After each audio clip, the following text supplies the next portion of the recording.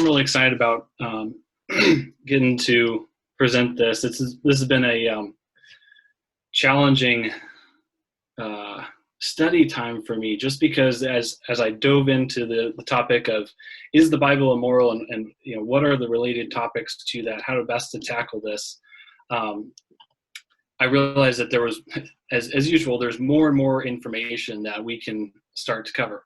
So as I continued to study, kept paring down, to now we're just going to be talking about a single particular topic, and hopefully I can set this up well for you. And there will be some time for Q&A.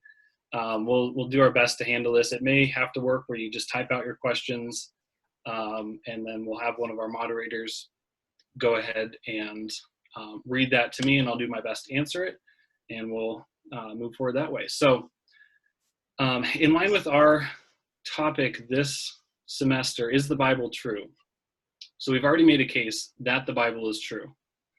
We've already made a case that God exists, and we've made a case that Jesus is God, and this is all in past semesters, okay?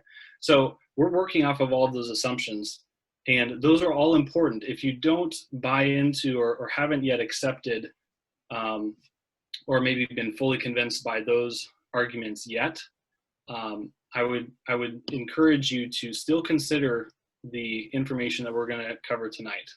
But those are all assumptions that I'm working from, that the Bible is true, that Jesus is God, and ultimately that God exists, as a basis from which to then approach this topic, okay? So what we're going to do here is answer this question: is the Bible immoral? The way that we're going to look at this is through the lens of the objections, okay? We're going to be looking at the objections that are raised against the scriptures, or as the Christian scriptures, as an authority for our lives and for our faith and practice. So the general objection that is raised here is here, as you can see on the screen. The first premise is this is coming from someone who's not a Christian, or who is struggling accepting the God of the Old Testament. And they're going to say, if the Bible is true, then God committed or commanded immoral actions. And as we, as Ratio Christi, have argued this semester, the Bible is indeed true. Therefore, it follows then that God committed or commanded immoral actions. Now, this argument here, those first three points on this argument, that is a logically valid argument. If both of the premises are true, then the conclusion logically follows, and is also and can or it logically follows. Where we have to do the work is then to argue for the first two premises, okay, or the only two premises. Now, we've done we've covered the question, is the Bible true? I think very convincingly, to the point where I can confidently say, yes, the Bible is true. The objection here then is, well, then it records, or it communicates to us, that God did immoral actions, okay? So what I want to do for the rest of you, for us tonight, is how do we respond to this accusation, or this objection to the Christian God? Did God indeed commit immoral actions, and how would we even go about that? Because ultimately, you can see here I've got a C2, or the second premise, or the second conclusion, sorry, that follows here, right? I think we would all generally agree, even if God exists, if he is an immoral God, he is unworthy of our worship or our devotion, right? That is something I'd say. If I am supposed to worship an immoral God, I'm doing no worse than he to not worship him, or to reject worshiping him, okay? Because that would be an immoral action, but I'm following an immoral God. An immoral God simply is a God unworthy of worship, okay? That's the ultimate objection here that we're kind of dealing with when looking at the immorality, or the accounts of God potentially taking immoral actions in the Bible. Now, some of these common biblical examples of the moral atrocities that God commits or commands to be committed are the slaughter of the Canaanites, treatment of women, slavery, or apparent endorsement of slavery. There's also strange laws that are difficult to understand how they would apply, even in a moral sense, to a people group. And there are other things we can look at. Tonight, I decided to focus specifically on the slaughter of the Canaanites, okay? This is a difficult uh, objection to encounter, and I would say out of all of the potential moral atrocities that God is alleged to have committed in the Old Testament, this is the most significant. It involves the destruction of human life, and it involves it on a large scale, or potentially very large scale. Now, if we can build a case to answer and respond to this objection well, then I think it is reasonable to say there are also equally good reasons to address all of the other problems. Okay, I'm not going to be arguing for those tonight, but I think if we can tackle the most difficult problem here tonight, then we can have a good grounding to move forward into treatment of women, or how slavery was depicted in the Old Testament. And if there are some questions on that, I'd be happy to dialogue with you about those later on. So let's dive in here. So the objection is that God did immoral actions in the Old Testament, or commanded that the Israelites would do immoral actions. And some of the passages I have up here, you can see on the screen, Deuteronomy 7 and Joshua 10, are kind of some of these classic problem passages for us, right? There's the terminology of utterly destroying. God is commanding, he's speaking here to Moses in Deuteronomy and saying, you shall utterly destroy these Canaanite peoples. And he goes out and lists them, the Canaanites, the Hittites, the Amorites, the Perizzites, the Jebusites, and some others. You shall utterly destroy them. And then in Joshua, really Joshua 10, the whole chapter, but especially 29 through 43 there, the terminology of Joshua utterly destroying every person in the city and leaving no survivor is repeated and applied to multiple different cities. So it says he went to the city of fill in the blank and utterly destroyed them and slaughtered the king, and he left no survivor, or there was no one left breathing, that type of terminology. So how do we encounter with that? How do we wrestle through this? Like I said, this is something that every serious Christian must engage with. We can't simply say, well, that's not really what it means, and then move on. No, this is a serious accusation that must be given some careful thought. And there are two approaches that I'm going to articulate tonight. I'm not setting these approaches as opposed to one another. I'm kind of doing a two-part approach to answering this question, that God did or commanded immoral things. The first approach that is used, and that I would encourage you, those of you who are Christians who do believe that the Bible is God's word and communicates God's truth to us, then I would encourage you to pay attention, learn what you can from this, and incorporate this into your own apologetic. And for those of you who may not yet be convinced that Christianity is true, consider how these approaches can together effectively address this objection. So the first approach is what's referred to as the hyperbolic interpretation, right? And this focuses, as you can see here, on broader biblical context. So not simply cherry picking a couple of verses and saying, well, on the basis of Deuteronomy 7:2, we have a God who commands utter destruction of a people group. That's horrible.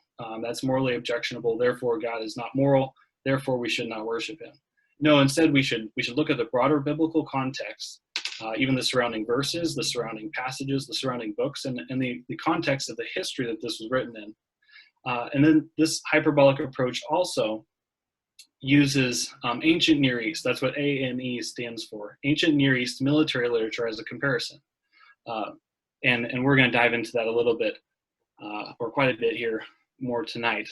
The second part of the approach, or the second approach that is helpful in addressing this objection, is what I've termed the just destruction interpretation. Okay, that's a terminology that I kind of developed here as I was studying, and it focuses a little bit more on some of the problems with the killing of non-combatants or innocent civilians, as some people might say, and then looks at things like God's mercy, his holiness, human innocence or guilt, justice, and the fact that God is the author of life.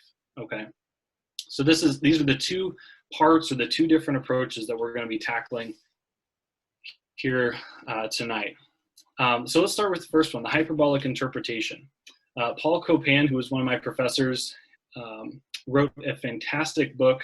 I've actually got it here.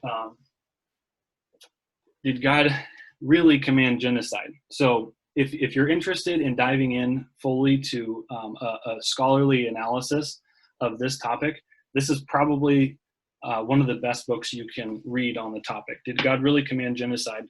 I've learned a lot from it, and I found it to be a very beneficial resource. So Copan looks at the broader biblical context. He's one that's really been a robust defender of this hyperbolic interpretation. So looking at the biblical context, we're going to spend some time here in Deuteronomy 7 and evaluate. If you have a Bible available to you, I would encourage you to turn to Deuteronomy 7 and then chapter 20 as well. I'll be referencing some of the passages from there. One of the benefits of having an online meeting here is I can have some of my books and resources here. So if you see me looking down, that's what I'm doing. I'm not texting friends. So, but Deuteronomy 7 is where I'd encourage you to go for the moment. And I'll just read that passage out loud for those of you who may not have a Bible handy. Deuteronomy 7, specifically looking at verses 1 and 2 for our purposes here. So it says, when the Lord your God brings you into the land where you are entering to possess it, and clears away many nations before you, the Hittites and the Girgashites and the Amorites and the Canaanites and the Perizzites and the Hivites and the Jebusites, 7 nations greater and stronger than you. And when the Lord your God delivers them before you, and you defeat them, then you shall utterly destroy them. You shall make no covenant with them and show them no favor. Very strong language here. Shall show them no favor. You shall utterly destroy them when I give you into their hands. This is very strong language that is used here, depicting destruction. And so I've got a list here of 5 of those 7 kingdoms that were mentioned that were going to be utterly destroyed, or at least God commanded to be utterly destroyed.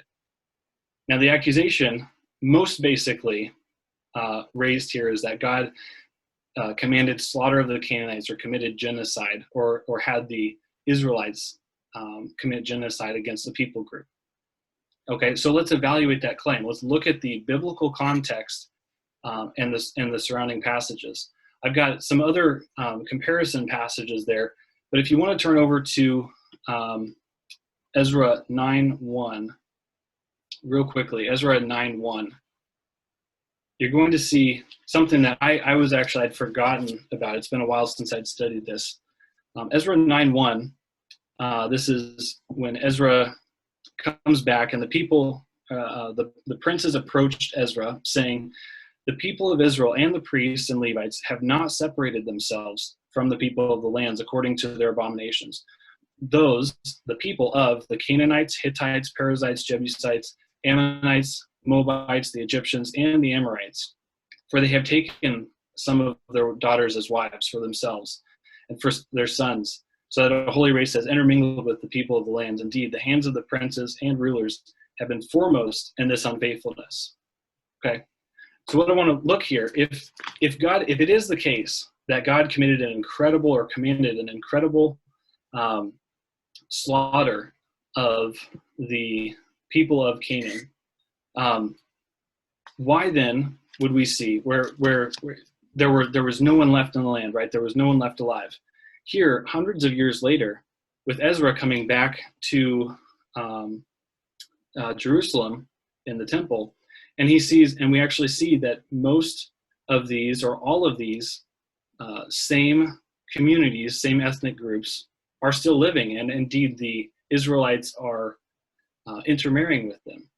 So at a very basic level, there was not an absolute and total destruction of these, at least these communities, or these city-states as they were, okay? But the objection then would be, well, this only shows that the Israelites did not obey. God's command to annihilate the inhabitants, right? So the objection is that God commanded annihilation, and that was immoral, and therefore God's unworthy of worship. Well, we can respond by looking at Ezra and saying, well, the Israelites did not destroy the inhabitants of Canaan. And the response to that is simply that the Israelites were disobedient to God's command, which then keeps God on the hook. He's still morally culpable for this incredibly immoral action. But let's look more closely at the rest of this passage in Ezra, okay? So looking down at verses 10 through 15 in Ezra's prayer, notice that Ezra and the peoples are not actually condemned, or they're not trembling before God because they had not annihilated the people of the land. No, indeed, they were trembling, or they were condemned and actually experiencing God's punishment on them because they had not separated themselves from the Canaanites and were intermarrying with them. Which, if you've still got your finger back in Deuteronomy, verse 3 of chapter 7 in Deuteronomy says, "Furthermore, you shall not intermarry with them. You shall not give your daughters to their sons, and you shall not take their daughters for your sons." So God's clear command here is that there was to be no intermarrying, and there are other passages we could look at as to why that would be.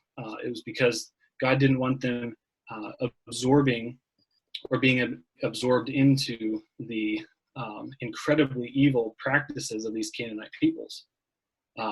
But we see in Ezra that the Israelites, not only did they not utterly destroy, but they had intermarried with the people of the land. And that is what they were being punished for. I believe it's in verse 13 of Ezra, chapter 9. It says, "After all that has come upon us for our evil deeds and our great guilt, since you, our God, have requited us less than our iniquities deserve, and have given us an escaped remnant for this, shall we again break your commandment and intermarry with the people who commit these abominations?" Again, Ezra here is praying and saying, God, you've saved us from from a worse fate, from increased punishment. Should we again turn to the sin that we committed to deserve this original punishment? And what is that sin? Or what is that breaking of God's command? It's the intermarriage and the not separating themselves or keeping themselves separate from these evil peoples. It's not that God was punishing them for not annihilating, okay? So that's how I would first begin to approach this objection. But again, we would anticipate this next objection. Well, okay, maybe that's true for these five people, or these five people groups in the Old Testament. But what about the passages where it says that the Israelites did utterly destroy the inhabitants of the land, right? So I've taken off the table that all people were killed, and that those particular people groups were left, some were left living. But what about the passages in Scripture where it seems to indicate very clearly that there was absolute or utter destruction? Well, let's look at some of those. Joshua 10 has a lot of this destruction language. I've got this chart here for your comparison. These passages use very strong language, right? So if you want to look these passages up, or if you'd like this comparison to go kind of dig into the text a little bit further, I can certainly send that to you. But in Joshua 10, verse 20, the author uses the phrase, "and they were destroyed." But then the very next verse says, "and the survivors," right? The survivors were, and then communicates what happened to the survivors. So there was destruction of a people group, but then there were survivors. In Joshua 10:39, it says all in Debir were destroyed. But then in Joshua 11, sometime later, it says again that the Israelites went in and utterly destroyed the town of Debir. Again, later on, you can see the Anakites. There were no Anakites left in the land after Joshua went in and destroyed them. But then after Joshua was gone, Caleb goes out and drives out the Anakites. You can see here that the Jebusites who were in Jerusalem were struck with the edge of the sword. But then again, in Judges, when Judges was being written, the author says that the Jebusites still lived in Jerusalem to this day.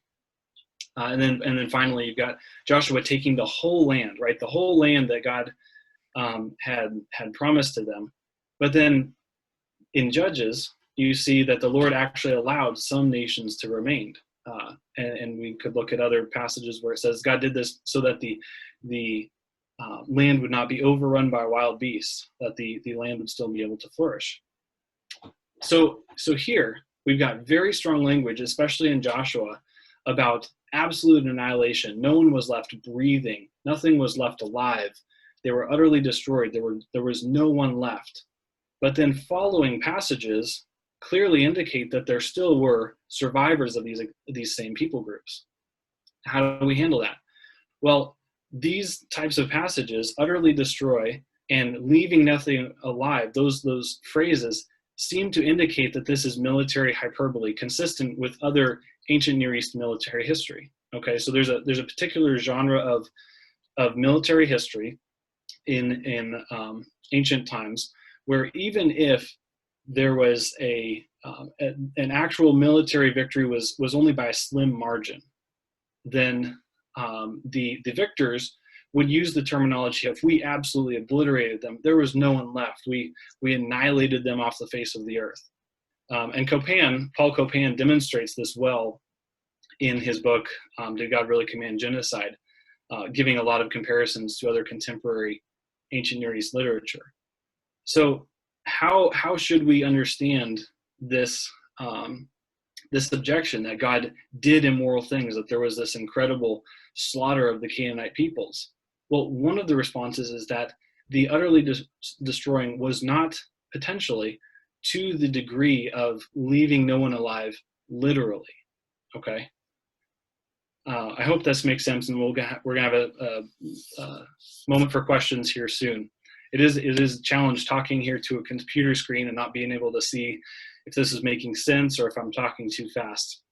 But go ahead, moderators, if there's anything you want to jump in, or there's a question that would be relevant, go ahead and jump in here. But this raises up another objection, okay? And that objection would be this: well, how can we then have confidence in any biblical interpretation if we can simply chalk up difficult passages to military hyperbole, right?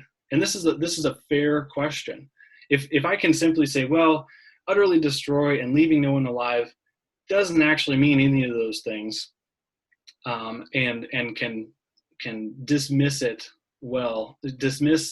these passages, these difficult passages away, well then why would I have any faith that any of the other interpretations of Scripture, the literal raising of Jesus from the dead, how can I have any confidence that that's an accurate understanding? Which is a fair question. Well, the way that I would look at that is turning to the discipline of hermeneutics. Okay, this is the discipline of biblical interpretation, which utilizes a number of well-established principles of interpretation. First thing that you're going to look at is the literal interpretation of the text. What do the words actually say? Other principles would be grammatical relationships or historical context, the literary context, or genre type. These types of principles, when applied to an ancient text or even a text that we have today, gives us insight into what is not only trying to be communicated, but what the author intended to be communicated. Okay. So we've looked at a couple, I would say, a couple of the easier objections in this line of God committed immoral acts objections. Okay. So what we're looking at then is first, to recap, the accusation that God committed genocide or completely destroyed entire people groups is simply not true across the board at a minimum, right? Where we see that there were people still living. The Hittites, for example, right? The Hittites were someone who God commanded to be utterly destroyed, but then you see with King David, later on in 1st and 2nd Samuel, one of his strong men, his mighty men, if you remember the story of David and Bathsheba, Bathsheba's husband was Uriah the Hittite. So there were Hittites living and even flourishing, being the bodyguard of the king of Israel. many years into the future. So there were people alive, but then we have other places like where it says Deber was destroyed or utterly destroyed. There were no Anakites left. Some of this language seems to be indicative of military hyperbole. So that's kind of where we're at here, and I'm going to open it up for questions. Moderators, do we have any questions here? If you want to pop on audio. Yes. Can you hear me, Ben? Yep. Okay. We have one from Sam, and his question is this: why does it matter how many people God commanded the Israelites to kill? Isn't one innocent person the same as many, theologically speaking? All right. Yeah. Excellent question. So that's something I'm going to be tackling. I'm actually going to sit on that one because that's something I'm going to be directly addressing here in this next section. But that is the next question that we should be asking. Are there any others, Joel? No, I do not see any in the chat right now. So I think we're good to move on. Yep. Awesome. We're going to move on. Okay. Yes. So, Sam, I'm not dismissing your question, but that's the next slide here that we're going to dive into is, well, even if there wasn't utter annihilation and God didn't command, nor did the Israelites commit utter destruction or genocide, as it's sometimes referred to, even if that didn't happen, there is evidence that innocent people were killed in the conquest of Canaan. Okay, and then it follows that if God commanded something that resulted in the loss of innocent life, then God did an immoral thing and is therefore unworthy of worship, right? So here I've spent the last 15 minutes getting nowhere, in a sense, spinning my wheels. But those first two responses can be helpful in helping us build a framework of how to approach the more difficult situations of innocents dying or non-combatants being killed in this military conquest. Okay, so this moves us to then our second response to or interpretation of these types of passages. And this is well defended by Clay Jones, who's written extensively on this. I would really recommend clayjones.net. You can see there on the screen. Go to Clay Jones' website. He has, and just search or look for anything related to the Canaanites. He has an entire bank of short articles that address the various aspects directly surrounding the killing of the Canaanites. So here we've got, we do have, and this would be my approach. Let me say it this way. I've been presenting a position here that I do believe is helpful, but this would simply be my approach or my position, that the Bible is true and that the Bible does communicate that there was significant death or there was significant killing committed by the Israelites. Okay, I would also reasonably hold that non-combatants or innocent civilians were killed during this military conquest. Okay, and you can see here on the screen, I'm sure you're reading ahead here, we've got this just war tradition, which holds that war can be justifiable even under certain conditions, even if non-combatants are killed. Okay, there is a theory of military conquest or military action that is justifiable, morally speaking, even if innocents are killed. Okay, just war theory, for those of you who may be familiar with it or may not be familiar with it, encompasses, just real briefly, three different aspects. Jus ad bellum, which is just simply Latin for justice before war. You have jus in bellum, which is justice in the war. And then the third aspect is jus post bellum, justice after the war, right? A war is only justified, in other words, if you're doing just things or taking just actions before, during, and after a war has occurred. Okay, so this is not a novel theory or tradition. It was originally kind of articulated by Aristotle and Augustine and Aquinas really developed a robust understanding of just war tradition or just war theory. There are a number of different ways that you can justify a war. Things like it has to be an authoritative actor. There has to be a just cause to go to war, right? I can't declare war on my neighbors because I don't have the authority or a just cause. So it has to be nation states declaring war on each other. You have to take the least destructive approaches to war, and so on. All of these things give a framework for philosophers, ethicists, and even politicians, military leaders to approach military conflicts. Okay, one of the things in military conflicts is that some civilian loss or innocent loss is allowable or can be justifiable within a wartime setting.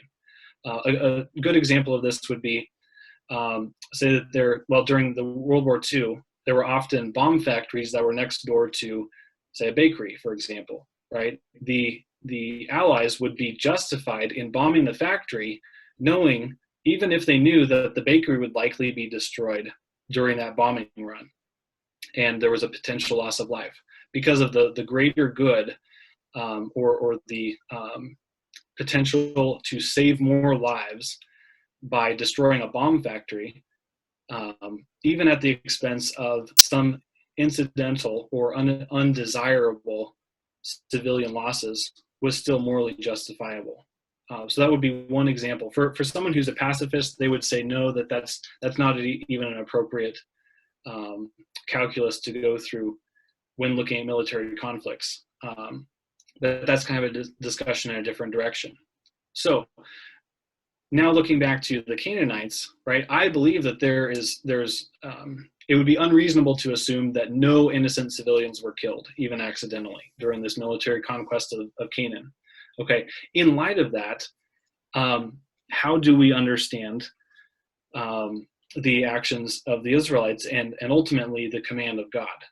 Because the objection here would be, well, just war tradition does not allow the intentional killing of civilians, of innocent civilians, and it seems clear that such killing occurred within the conquest of Canaan. Okay, so this is kind of stepping it up. I said the Sam's question was, well, even the loss of one innocent life in a military conflict may not be justifiable in this military action. And my response was, well, the just war tradition can give us a calculus where there are innocent civilians or non-combatant lives being lost, where it does not then invalidate the moral grounding for the war. The response to that is, well, it doesn't allow the intentional or wanton killing of innocent civilians. This would be murder, and it seems clear that occurred in the conquest of Canaan. If you look at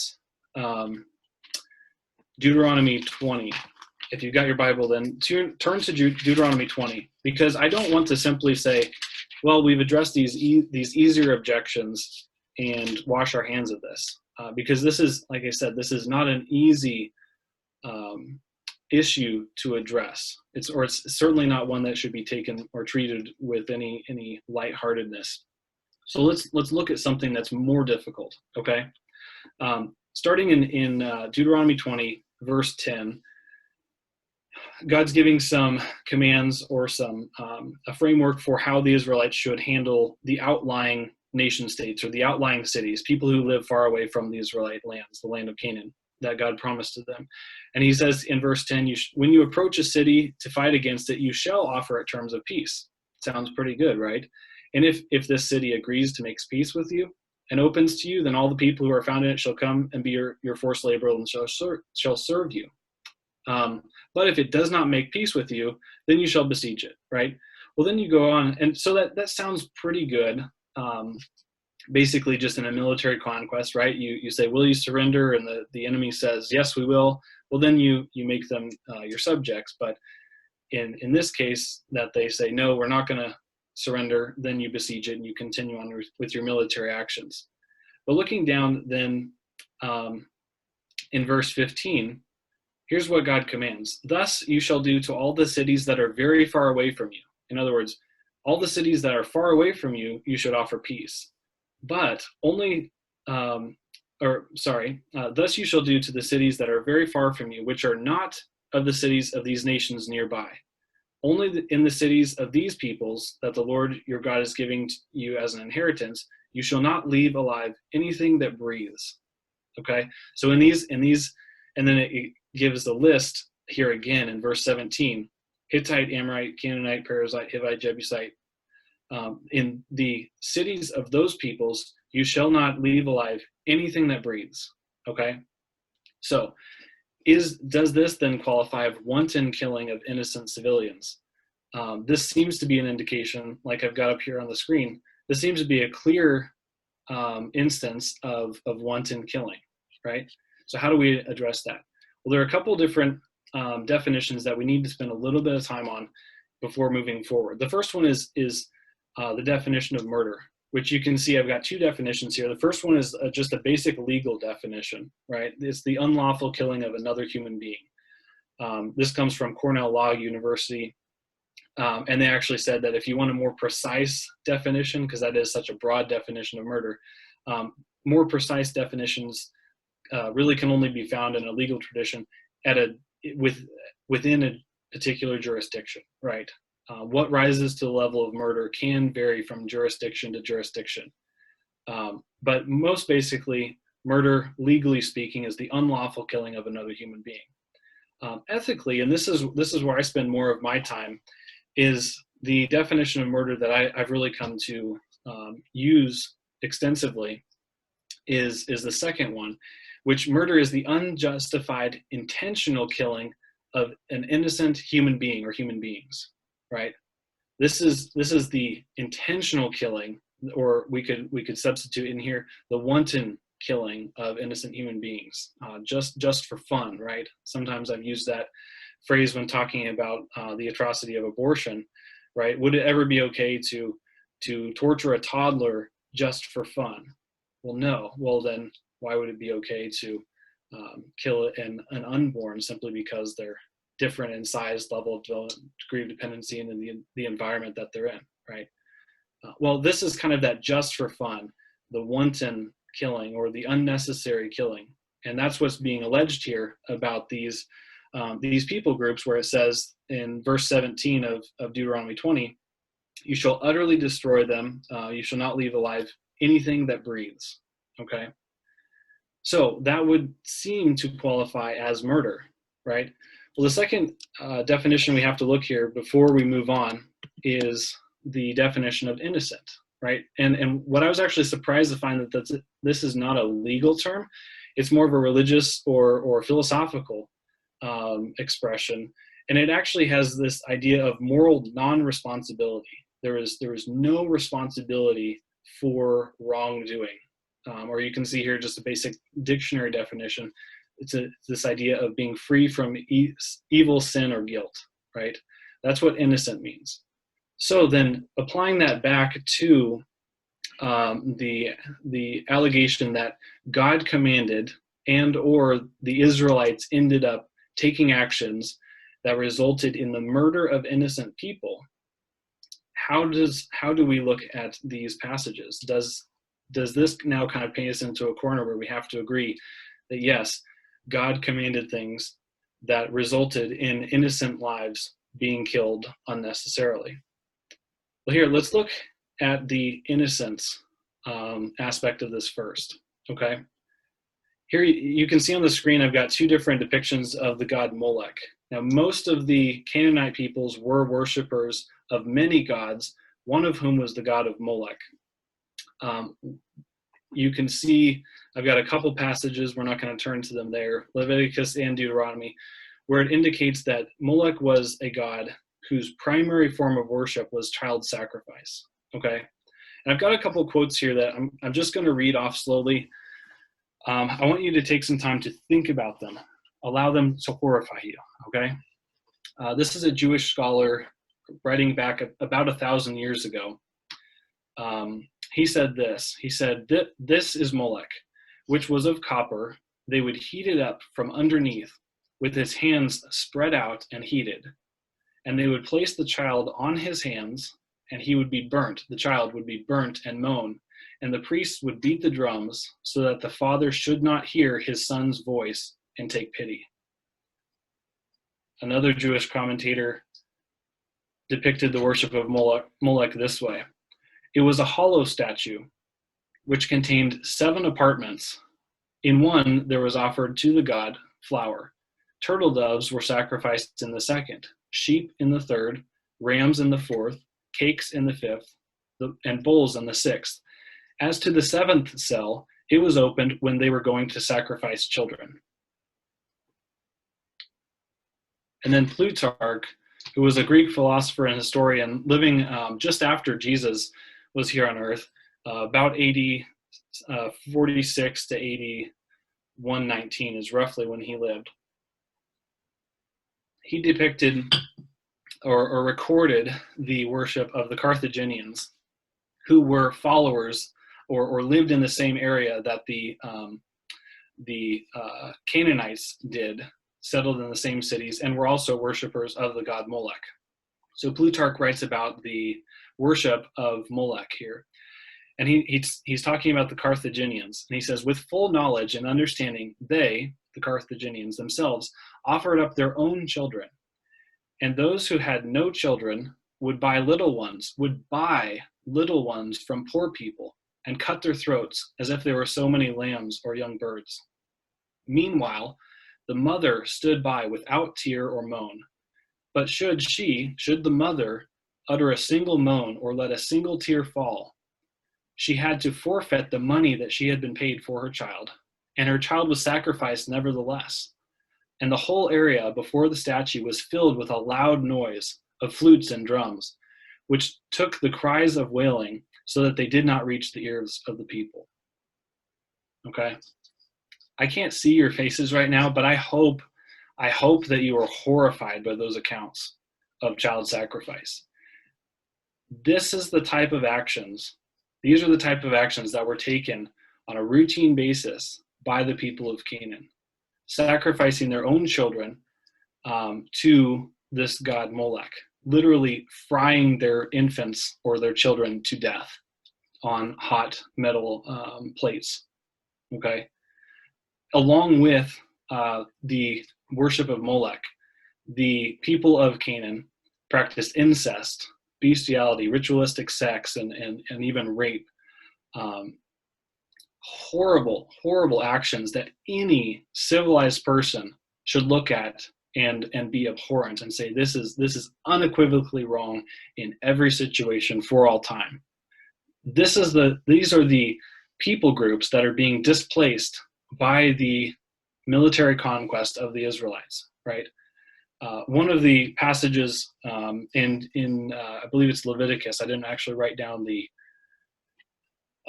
reference here, God says that the land, if the Israelites would go ahead and practice child sacrifice among these other things, God said that the land would vomit out the Israelites in the same way that the land vomited out the Canaanites, right? Because of their wickedness, right?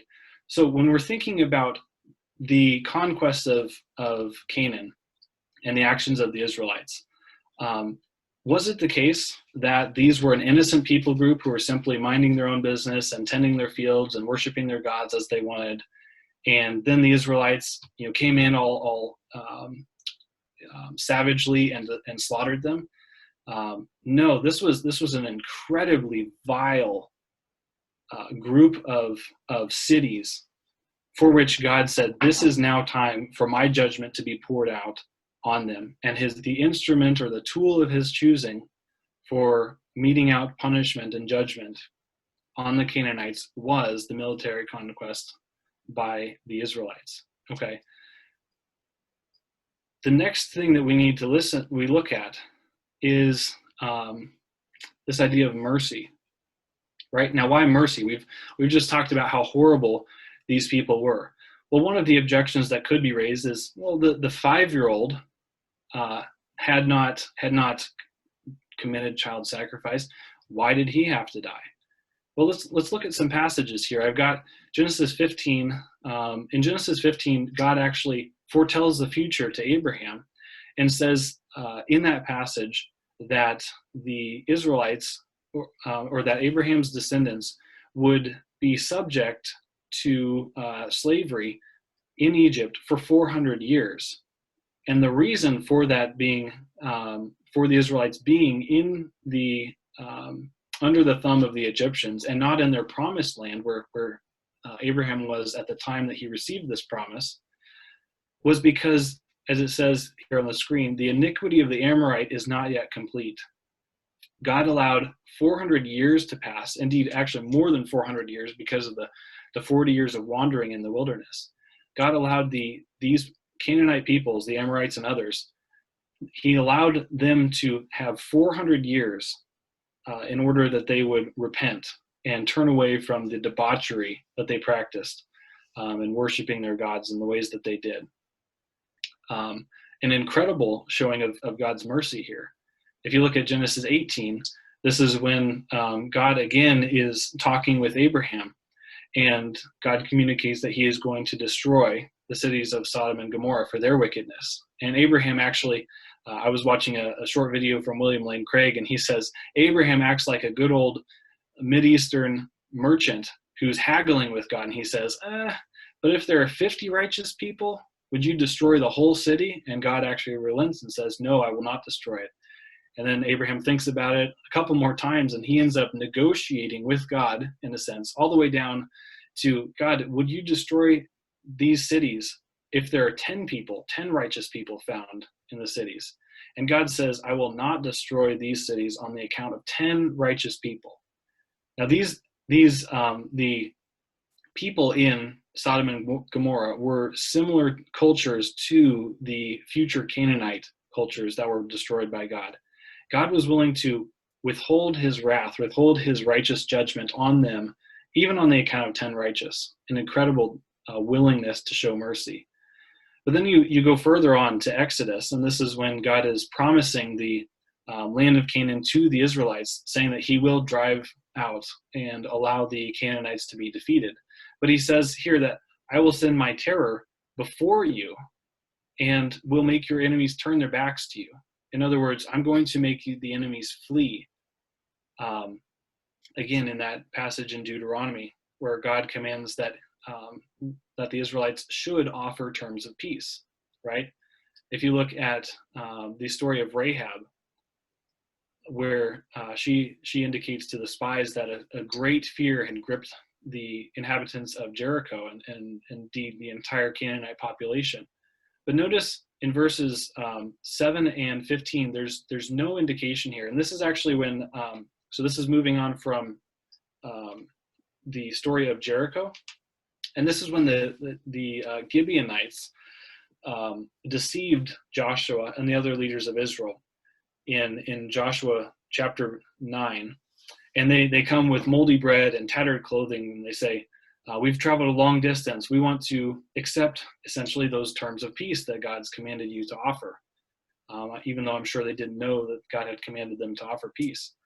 And the response by the leaders of Israel is that they said, well, it could be that you are in the lands that we are supposed to possess. And these spies or these deceivers say, no, we're from far away. And so Joshua extends to them terms of peace. They come to find out that they were only a couple days down the road and were certainly within the territory that Israel was in the process of making a military conquest. But there's no indication of a racial or ethnic or religious prejudice in this interaction, right? The reason that God had the Israelites move into the land of Canaan was to dispossess the land from the inhabitants and rightfully return it to the Israelites. There's no indication that this was a simple seeking out of all people groups who were different from the Israelites and slaughtering them wantonly. Okay, so God in his mercy actually displays an incredible patience even in the face of such horrible atrocities that were being committed. So I would submit to you, if you are someone who struggles with this objection, or is questioning whether God can actually be a moral God, he actually showed great mercy in not instantly judging these people groups. But still, this is a difficult passage to take. So there are a couple things, and this is where we're going to end. There are a couple things that we have to touch on quickly. And I'm not going to spend a whole lot of time here. But think for a second, right? There were people who were committing these horrible atrocities, child sacrifice and the like, who I think we could potentially agree, even with a skeptic or a critic, that yeah, those people deserve to die, but not the other people. They were innocent. They hadn't committed these atrocities. Why would God allow those people to be killed? Well, I think that question may be predicated on a misunderstanding of what it means when a Christian says, and when the Bible says, that God is holy, right? We see in Leviticus, God says, "Be holy, for I am holy." Isaiah says that holy is the Lord of hosts, right? And this is two passages among dozens indicating just how set apart, just how righteous and holy God is. Okay, we look at the first chapters of Genesis, and we see God creating the entire earth, creating it perfect, free from sin, free from the effects of sin and evil and suffering in the world. And with the introduction of sin, or the violation of God's holy standard, his holy nature, then we see suffering. Because God is holy, his justice then requires that he mete out punishment. Okay? Genesis 18:25 says that, "Shall not the judge of all the earth do what is just?" And Deuteronomy ends with saying, "All God's ways are just." Right? His justice stems from his holiness. He cannot treat child sacrifice and feeding the poor the same. Right? He cannot treat incest and bestiality, religious practices, and worshiping the true God faithfully the same. His justice requires that wrongdoing, evil-doing, rejection of God's moral standard be punished. It would be unjust for him to do that, which is interesting. If you think about it, the accusation is that God is unjust in meting out punishment on these people for any reason. But it would actually be unjust for him not to punish evil-doing, right? Again, what about the 5-year-old who hadn't committed any of those crimes, likely? Well, when we were looking at the first chapters of Genesis, we find that all mankind are under the penalty and the curse of sin by virtue of being human. The only way for us to escape that punishment is ultimately to be reconciled to God through the finished work of Jesus on the cross, right? So when we're thinking about this 5-year-old who hasn't committed any crimes necessarily, that individual, by virtue of being under the curse of sin, is still under God's wrath, justly so. This is a difficult position that Scripture clearly articulates, but it is biblical. But finally, I think this objection about, what about the 5-year-old who hadn't done anything, misunderstands what it is to say that God is the author of life, right? When we see in Genesis 2 that God forms man from the dust and breathes into him the breath of life. And then in Job, who is at that time experiencing incredible suffering, he articulates God's sovereignty over life and death in this way. He says that the Lord gave and the Lord has taken away. Blessed be the name of the Lord. What we see from Job's response here in the face of losing not only his material possessions, but his health and his family, his children, horribly, he says that God gives and God takes away. Our only response is, blessed be the name of the Lord. Now, he's not blessing God for doing those things, but he's saying God is to be blessed because of who he is, and because God is sovereign over life and death, the originator of life and death, or he is the originator of life and sovereign over death. We have no right as humans to lay claim to our own lives, right? So whether God should choose to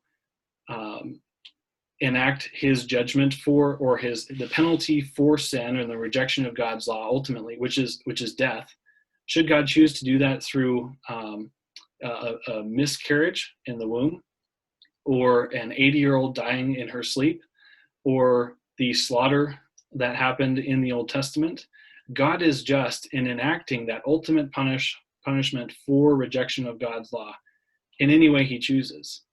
We, as the living that God has granted life, have no claim to our own life.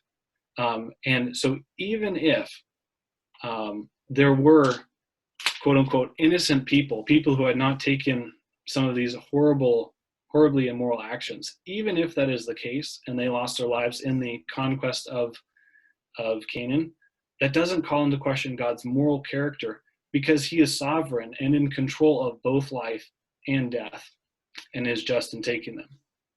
So that's kind of the end of my my presentation here. I'm hoping that there are some good questions, and that things have settled down a little bit. I know it was a little crazy here at the start, which is why we're running a bit late.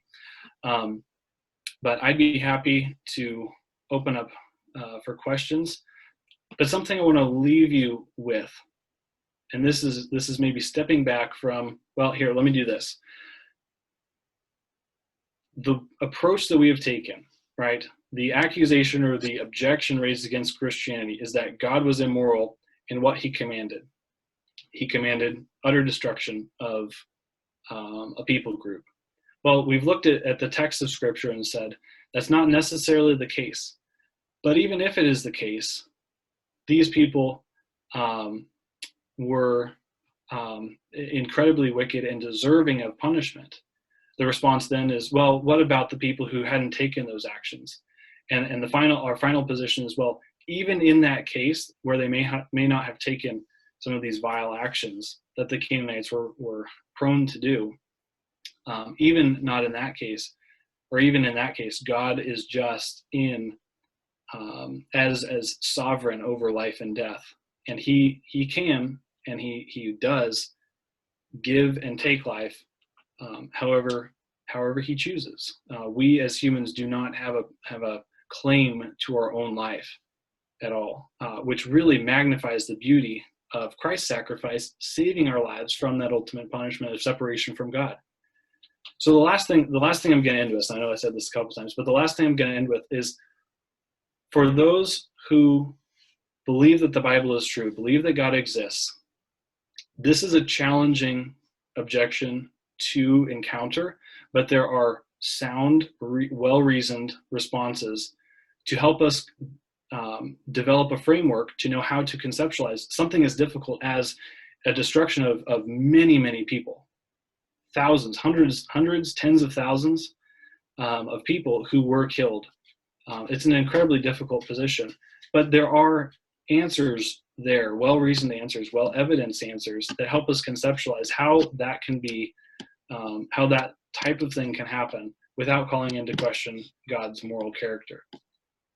And for someone who may not believe or may not be convinced that that God exists or that God was moral and is looking for another standard, I simply want to say to you that there are only two positions. Either there is a moral standard, and as we made the argument a few semesters ago, if there is a moral standard, then there is a moral standard giver, i.e. God. Either there is a moral standard which gives strong evidence for the existence of God, or there is no moral standard whatsoever. Okay? So if there is a moral standard, then it provides strong evidence for God's existence. Or there is no moral standard. If God does not exist, then this problem, the destruction of the Canaanites, first, is not wrong. Neither is the child sacrifice. There is also nothing right. Feeding the homeless is equal in scope to slaughtering someone for fun. So if there is no moral standard, then there is nothing wrong about either the slaughter of the Canaanites or the child sacrifice and other abhorrent practices of the Canaanites. Or there is a moral standard, And that gives us strong evidence for the existence of God, which then gives us a framework to understand something as horrible as this whole situation. So that's something I just wanted to end with. Hopefully you can wrestle through that on your own, and I'd love to continue to have conversations in the weeks ahead. But I've certainly talked long enough, so I'm going to stop sharing my screen. Unless somebody wants to see something, I can always pull it up again, I think. But I'm going to stop sharing my screen, and we can dive into some Q&A here. Sounds good. All right, thank you, Ben. We do have several questions I've been keeping track of from the chat, and we're just going to try to open up the floor here. I'm going to go in the order in which they were asked. So first up is a question from Zach about a passage specifically in the book of 1 Samuel. So take it away, Zach. All right, so my question is that in 1 Samuel, Saul is commanded to entirely destroy the Amalekites. You could say that was hyperbole, but we know that it isn't, because God became angry at Saul because he left some of their livestock alive, indicating that total destruction was exactly what God had commanded. A non-Christian might say that this is a clear example of God commanding genocide. How would you respond? Yeah, excellent question. So again, this is where that first response of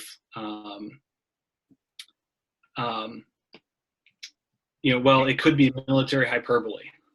This is where that's not adequate, because it seems that utter destruction is what God commanded. Okay, but this is where the second part of the response to this objection does come into play. And there are a couple of things that we have to analyze, or I would encourage you to explore here as you continue to study this. First, is it the case that this was genocide? Because genocide is an ethnically or racially or religiously motivated destruction. And it doesn't even have to rise to the level of killing. Often that's where it leads. But genocide is a racially, ethnically, or religiously motivated destruction of a people group. Okay. And what was, Zach, do you remember what was the exact passage that you referenced there? I think 2 Samuel. Give me a minute to look it up. Sure. It's...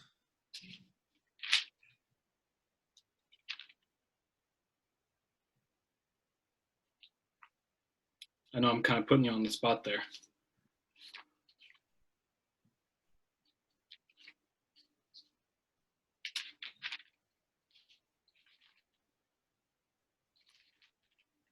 It's 1 Samuel 15. 1 Samuel 15. Yeah. So here, and if we look, this is where we need to look at the broader context. Okay. So we can't simply pull out a particular section and then potentially call into question, or then move toward calling God's moral character into question. We need to look at the broader context. And this, again, the Amalekites, I believe that's who it was. The Amalekites, God actually says in verse 2, I will punish Amalek for what he did to Israel. He set himself against Israel when we were coming up from Egypt, when the Israelites were coming up from Egypt. So this is when actually the Israelites were coming out of Egypt. They approached the ruler of the Amalekites and said, hey, can we pass through your land? And he said, no, you've got to go all the way around. And refused to let them pass through the hand. God here is exercising punishment or enforcing punishment on the Amalekites, in addition to the fact that these were some of the Canaanite peoples who had many of those abhorrent practices. So in order for this to be troublesome, even if it is utter destruction, which it does seem to be, even if it is utter destruction, this is God's righteous judgment then being poured out on the Amalekites for the sins that they had been committed. And again, we have to remember that God, as sovereign over life and death, and as someone who is holy, and recognizing that all mankind, men, women, and children, have ultimately violated God's moral standard, God is just in exercising punishment however he chooses, right?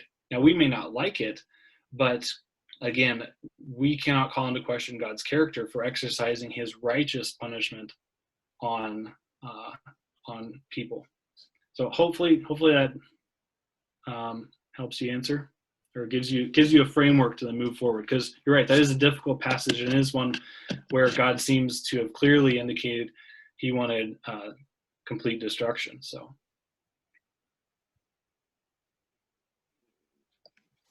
Okay, thank you, Zach.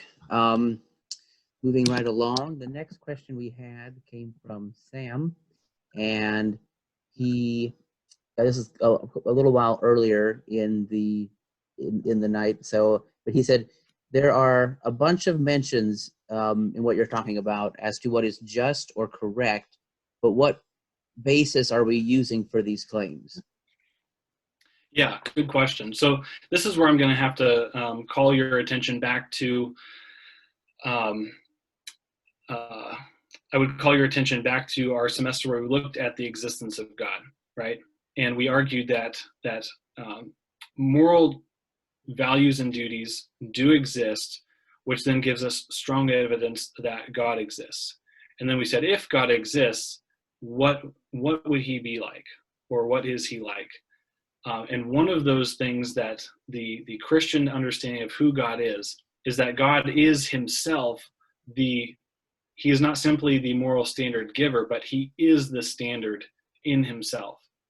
As such, he need only appeal to himself as the moral standard to give the proper or to communicate to humans how they ought to live. There's no need to appeal to anything beyond himself because he is the standard. Does that kind of answer it?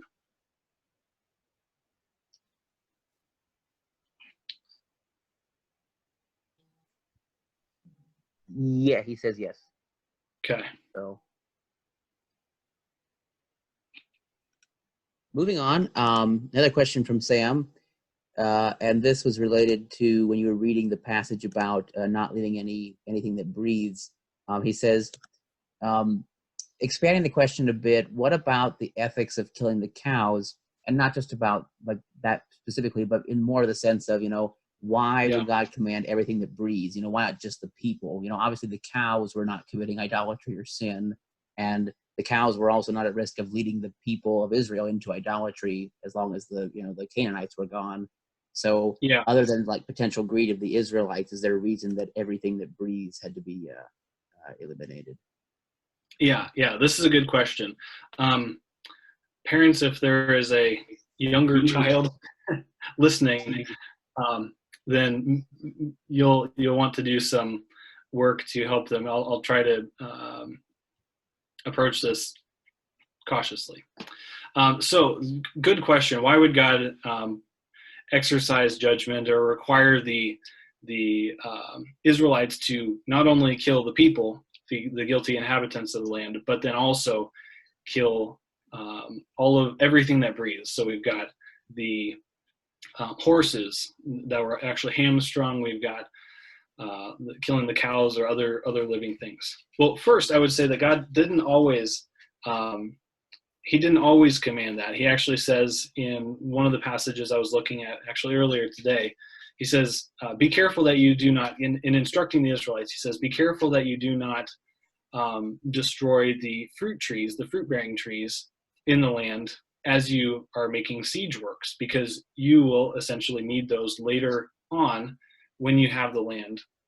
You're going to need those fruit-bearing trees, and they will provide for you. So make sure that you protect those and only use the non-fruit-bearing trees. So there, even in a total destruction scenario, there were times where God was commanding or encouraging them to look out for their own interests or to help themselves flourish.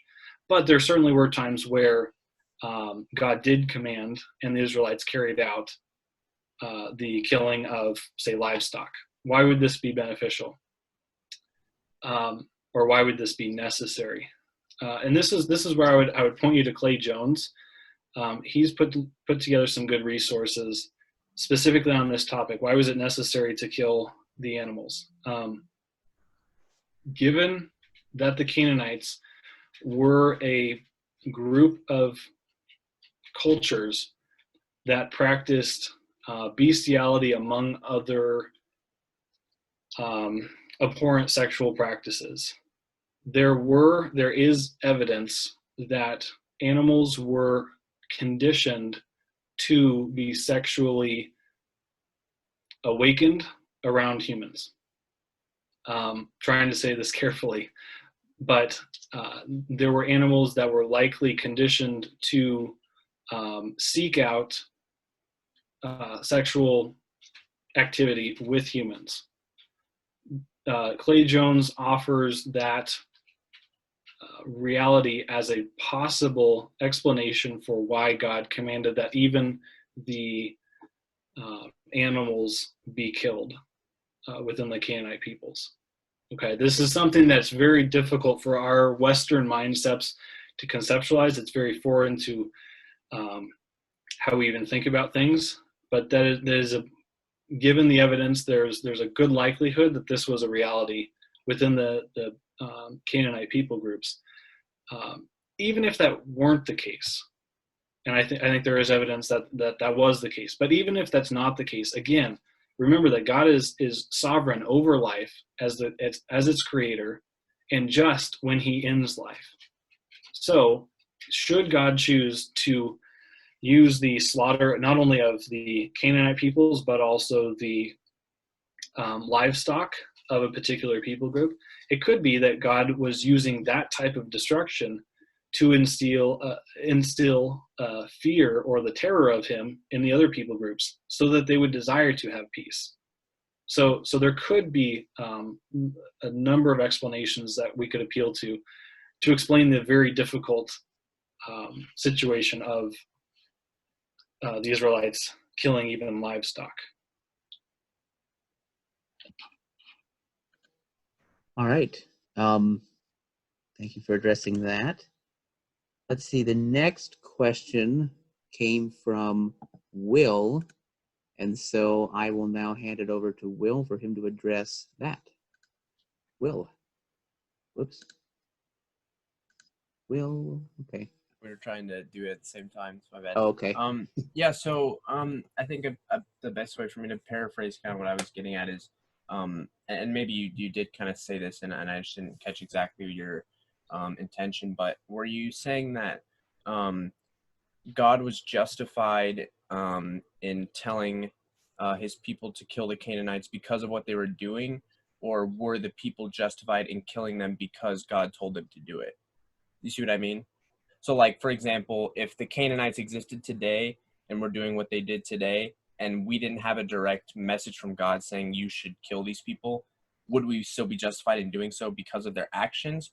So was God justified in giving them that command because of their actions, or were they justified in killing them because of their actions, and it was just further justified because of what God told them? Does that make sense? I think so.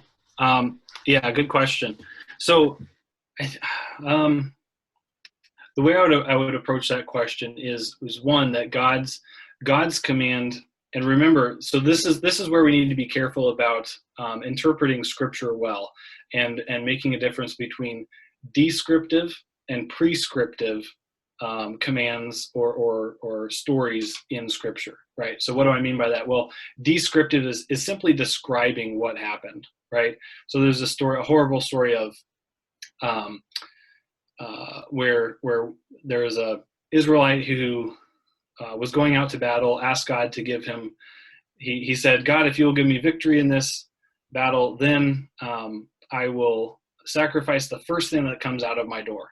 Well, he actually had victory in his battle. He comes back, and guess what? His daughter, whom he loves, was the first person out the door to celebrate that. This individual then ends up sacrificing his daughter as a fulfillment of his vow. Now, is that describing what happened, or is that prescribing, or is that giving us a command that we should also follow in what we do? Well, there are, again, hermeneutical principles or interpretive principles that would clearly indicate that that's simply describing what happened. So when looking at the Canaanites, what we see is God commanding we see a description of God giving a specific command to the Israelites as instruments or tools of his punishment on the Canaanites to go in and kill them, right? That by itself would provide the justification necessary for the Israelites to go in and possess the land. And so there was a second part. Did I answer your question, or was there kind of a second part to it? Yeah. So I think that's basically what I was getting at. Is so you're saying that God's command is what justified their actions. So even if the Canaanites weren't as evil as they clearly were, as we see in history, it would still be justified regardless because it's from God, which I agree with. So I guess my main thing then still is what is the point of bringing up like what they did, if it's justified regardless, like if they were evil or not evil. I mean, obviously that has an impact on the way I view it. I feel a lot better about it, but in a moral or theological standpoint, why does it matter as much? So Yeah. So this is something. I mean, it kind of gets into the realm of, well, are things good and bad because God says them, or does God say them because they're good, or is God appealing to a standard outside of himself, or is he just being arbitrary? The reason for bringing up the evil actions of the Canaanite peoples is because it helps us understand that it's not simply an arbitrary destruction of the Canaanites, right? God doesn't say to the Israelites, go in and wipe all these people out, completely annihilate them, don't leave anyone breathing. And then they go and do it. There are numerous scriptures where it says, because of the evil of these people groups, evil that you as the Israelites should not do, because of that evil, therefore you can go in and dispossess them. So. okay, yeah, that makes a lot of sense. Yep. Okay. Gotcha. Okay. Oops, feedback now. Okay. Apologies. Okay, we are down to our last question, but it doesn't have to be the last. If you have one you want to submit, you can still put it in the chat. Our last question so far has come from Sam again, and it was this. Is any punishment just if the perpetrator had no possibility of meeting the requirements? Since humans cannot be as holy as God, how can it be just that anyone is punished for not being holy? This is kind of posted towards the end of your slides, Ben, okay. I think, when you're addressing, that we are all evil and all in sin, therefore God is just, I think, or we're all under God's wrath, in a sense. Okay, so is any punishment just if the perpetrator had no possibility of meeting the requirements? Yes. Yeah, so Sam, I'd be interested in what exactly you mean here by no possibility. Yeah. I mean, go for it. I've just been letting Joel talk because I could. The thing is, it seems that you're appealing to the fact that we have sinned, and it shouldn't really matter which sin we've committed, seeing as how they're all sin. God is, if anyone, ate one too many potato chips and therefore was gluttonous, God is fully in his rights to just snuff them out. So since it doesn't matter what sin we've committed, and we are all going to sin at some point, then there was no possibility of us ever meeting God's requirements. And so it seems like it seems to me intuitively, since that's the only measure I have, that is unjust. Okay. Yeah. I mean, you and I have spent some time talking about this in the past. The way that I would approach that question is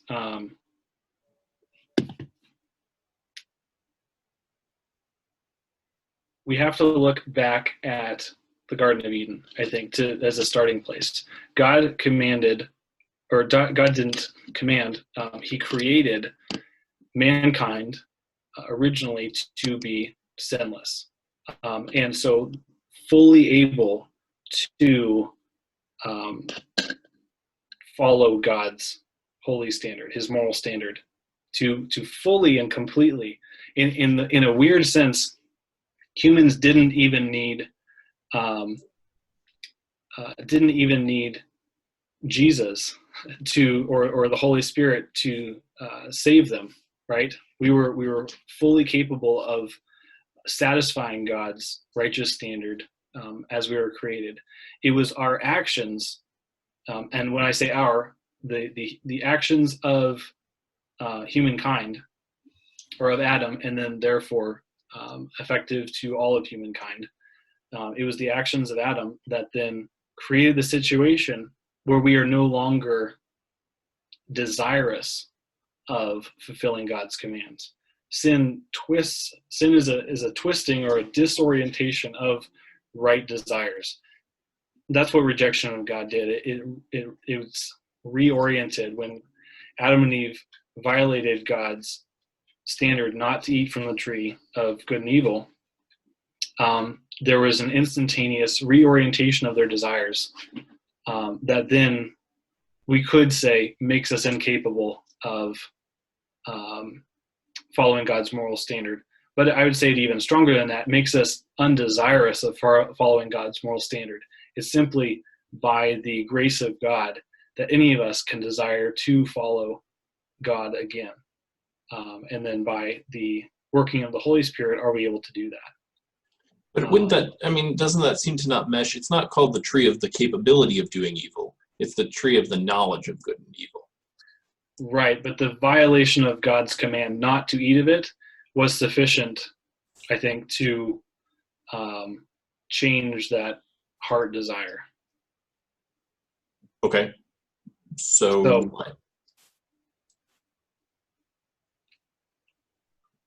I guess, so now we don't want to follow God. Okay. We're Right. still held to his standard and we still were incapable of completing it. Right, but it's not because of something that God did to us, thereby making him morally unjust or irrational, and requiring something that we cannot do. It's not a action from God that is preventing us from doing that. It was our meaning mankind's. It was our own choice to put ourselves in this situation. Maybe the way I would approach that. I think we're probably going to have to discuss it elsewhere because I am not following your argument very well at all. So, okay. Yeah. Can I comment on this? Go for it. It might be helpful information. So in Genesis, when there's talk of the tree of the knowledge of good and evil, it's knowledge in the biblical sense, if you know what I mean. It's the tree of intimacy with good and evil, in the sense of knowing, as in like knowing a spouse. And so it's not just like an intellectual understanding; it's an internalizing of that reality, kind of to a certain degree taking on that reality, if that makes sense. I hear what you're saying. I guess to me it doesn't make the argument, so we'll have to discuss it later. Sounds good. Okay, well, I think that pretty much wraps up the Q&A session. So thank you all for joining. After we had some difficulty with trolls and other things at the beginning, I had to abort and restart. So we got going. We got successful. So thanks for sticking with us through all of that. After this, I think we'll kind of proceed like we did 2 weeks ago and have kind of a afterwards hangout discussion time, which we'll just use the same Zoom link. But before we do that, I will briefly hand it back to Ben to kind of offer some final thoughts, wrap us up, and then we'll be done with the main meeting portion of tonight, and then we'll just kind of segue into some discussion after that. Ben. Yeah, I guess what I'd wrap up. What do we take away from this whole conversation? Well, first, this is a difficult objection to handle. So take care as you study it, to be careful, to be thoughtful. Don't dismiss it offhand when you run into it, because it is something that not only do many non-Christians wrestle with, but a lot of Christians should wrestle with. It's something that's doesn't have an easy or a comfortable answer. Second thing, though, is that there is sound reasoning, there is good evidence for developing a framework to responsibly or rightly answer this question of, was God immoral in what he commanded in the Old Testament? I've laid out a case that I think gives a strong answer that yes, God was justified in his commands, and as the most difficult of the moral atrocities that God commanded or could have committed in the Old Testament, once we've addressed that one, there are equally, or it is, I would say, less difficult than to address questions of God or God's endorsement of slavery, or questions of treatment of women, or how do we reconcile some of the strange laws that we see in Leviticus and Deuteronomy. Those are less difficult questions, and therefore also have less difficult answers. Still challenging, but less difficult. So I wanted to tackle the most difficult one to give you hope as you study this, to then go out and continue studying on your own. So yeah, that's kind of where I'd wrap up, and hope this has been helpful and encouraging to you guys. Okay, thank you, Ben. And I guess that will end the normal meeting presentation part of tonight, and we'll just kind of transition into our informal discussion at this time.